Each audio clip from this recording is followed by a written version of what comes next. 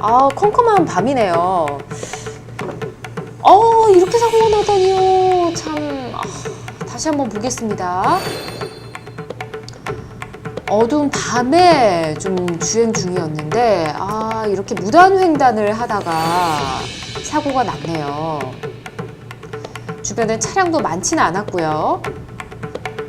아이고, 어쩌다가 이렇게 사고가 났을까요?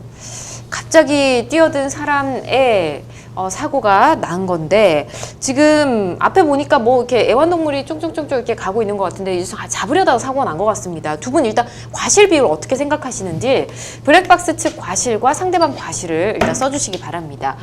예전에는 무단횡단 하면 무조건 그래도 차량의 과실이 굉장히 큰 것으로 했었는데, 요즘은 약간 그게 좀 바뀌고 있는 것 같아서 어떤 과실 비율을 써주셨을지 궁금하네요. 일단 권 변호사님, 블랙박스 과실이 20이고 상대방 과실이 80이다. 김 변호사님도 보겠습니다. 블랙박스 과실이 60, 상대방 과실이 40. 그렇군요.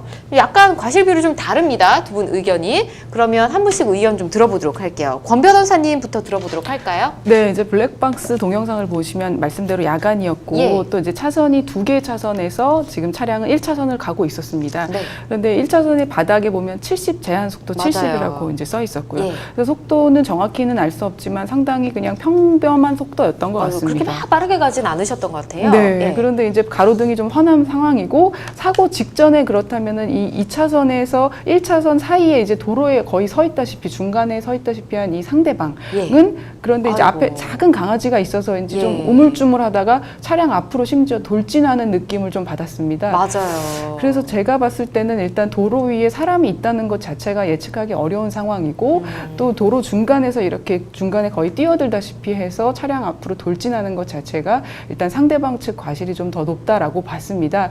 근데 다만 저희 이제 블랙박스 차량 입장에서도 환한 불빛이 있었고, 속도를 봤을 때, 그리고 이 차량이 과연 저 사람을 언제 인식할 수 있었을까라는 점을 봤을 때 한 10m, 20m 정도 앞에서 봤을 수 인식이 가능했었던 것 같습니다. 그래서 서둘러 제동을 할 수 있었다는 그런 그 주의 의무를 좀 잘 이행했다면 조금 더 빨리 섰을 수 있지 않나라는 점에서 일부 과실을 좀 잡았습니다. 네.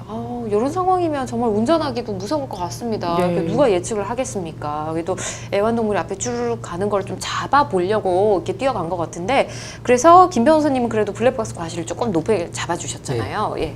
예, 저는 이제 블랙박스 과실이 좀 크다고 보이는데요. 일단 블랙박스 화면 보면 예. 이 야간에 4차선 도로에서 우측 1차선 달리는 블랙박스 차량이 무단횡단하는 이제 사람 치였습니다. 네.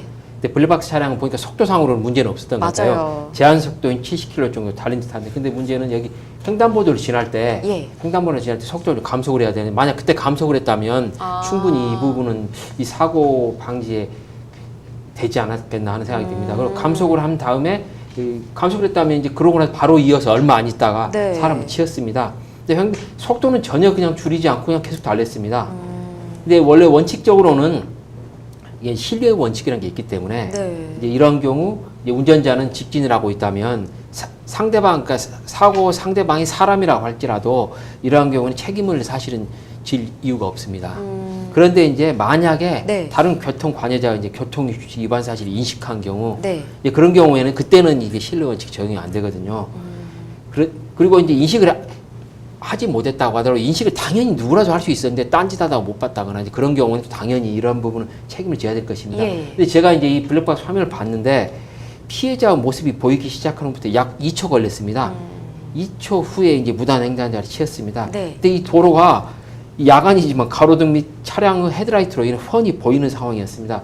피해자가 달리는 속도를 보았을 때 블랙박스 차량이 만약 피해자 모습을 보고 바로 굿브레이크를 밟았다면 네. 이 사고는 발생하지 않지 않았을까. 피해자가 그렇다면 이제 멈췄거나 이 차가 피해자 앞에서 한 피해자가 먼저 넘어갔거나 중앙선 넘어갔으면 치지 않았겠죠. 네. 그런데 이제 그래서 이 블랙박스 차량이 이제 인식한 걸로 충분히 보입니다. 제가 보면 2초라는 게 일반 우리 볼 때는 짧은 것처럼 보이지만 운전할 때는 상당히 긴 네. 시간이거든요.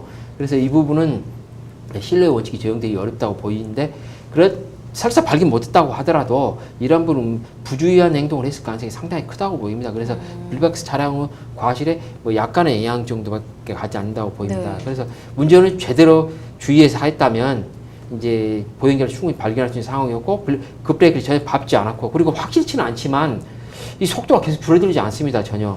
그럼 브레이크도 제대로 브레이크 자체도 밟지 못한 걸로 보입니다. 사람을 치였을 때나 그때나 브레이크가 밟아진 거고 그래서 이러한 경우는 야간 운전인데 특히 주의해서 운전해야 되는데 불구하고 주의를 게을리했다고 보이므로 블랙박스 차량은 전방 주시 의무 소홀 및 사고 방지 조치 미비의 과실이 매우 큽니다. 네. 하지만 피해자 과실도 만만치가 않다고 그렇죠. 보입니다. 예, 상당히 큽니다. 피해자는 야간에 차량의 통행이 빈번한 4차선 도로에서 이 달아나는 이게 개인지 고양인지 모르겠지만 애완동물을 잡기 위해 무모하게 무단횡단을 감행할 이 사건 사고를 이야기했습니다.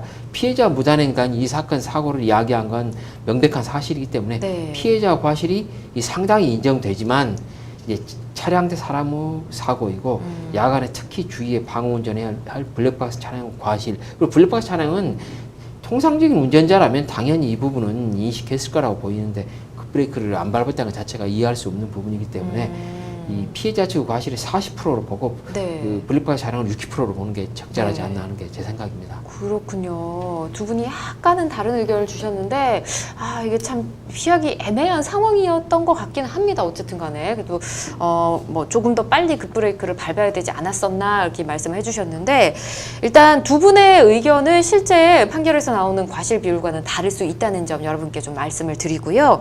보행자가 또 들어올 수 없는 구간도 있지 않습니까? 자동차 전용 도로 같은 데서 무단횡단을 강행하는 사람이 있을 수도 있잖아요. 이럴 때는 보행자 책임일까요? 네, 일단 자동차 전용 도로에 사람이 들어오는 것 자체가 사실은 안 되는 운전자로서는 거잖아요. 예, 전혀 예측할 수 없는 상황이고 사실 제 개인적인 의견으로는 그 보행자에게 100% 과실을 주는 게 맞다고는 생각합니다. 네. 그런데 이제 아까 저희 사안에서처럼 그 보행자를 언제 물리적 간격을 두고 인식할 수 있었느냐에 따라 개별 사안의 과실은 달라질 수 있겠는데 네.